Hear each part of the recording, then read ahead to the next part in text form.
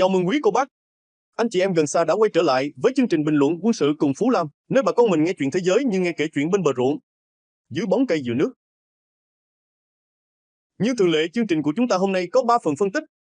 Phần 1, sóng ngầm Caribe và cơn lũ chiến sự đang dâng. Phần 2, Mỹ vây lưới 3 tầng đối với Venezuela, nước lớn sắp tràn bờ. Phần 3, bầu trời Caribe đã dậy sóng, đất chưa chuyển mình. Và bây giờ là phần 1, sóng ngầm Caribe và cơn lũ chiến sự đang dâng.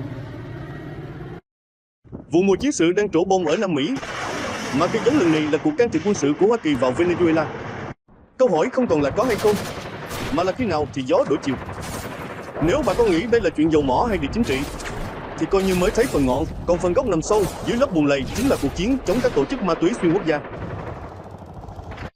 Mục tiêu của Washington là những người nông dân quyết tâm nhổ tận gốc đám cỏ dại đang lan ra khắp ruộng, chính là các tổ chức ma túy đang bám rễ trong chính quyền Venezuela. Và để khơi dòng chiến dịch này, cái tên đầu tiên phải bị vớt khỏi ao là Tổng thống Nicolás Maduro.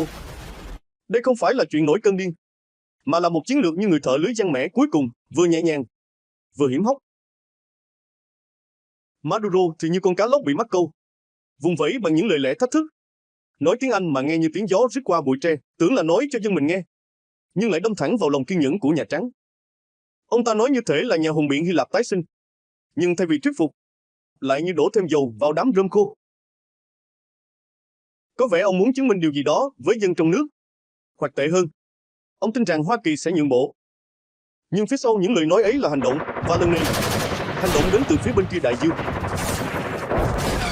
Tổng thống Brazil, ông Lula da Silva, từng đề xuất làm trung gian hòa giải giữa Washington và Caracas. Nhưng như bà con mình hay nói, nước đã tới chân thì không ai còn rảnh mà đi câu cá. Washington giờ không còn chỗ cho hòa giải nữa. Maduro giờ như con cá kẹt trong rọ, chỉ còn hai đường, một là để Mỹ thu hoạch, bị bắt hoặc bị loại bỏ, hai là bay đi xin tị nạn ở Nga hoặc Trung Quốc. Số phận chính trị của ông như cây lúa bị sâu cuốn lá, chỉ chờ ngày bị nhổ bỏ.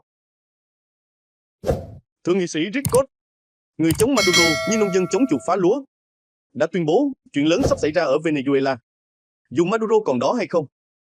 Đây không còn là lời nói suông, mà là tín hiệu của một chiến dịch đang chạy như máy cày giữa mùa gặt. Bộ trưởng chiến tranh Belinsky đã kêu gọi quân đội sẵn sàng, vì các tổ chức ma túy như đám rắn độc đang đầu độc thanh thiếu niên Mỹ, biến chúng thành phần tử khủng bố ma túy, ngang hàng với Al-Qaeda ở Tây bán cầu.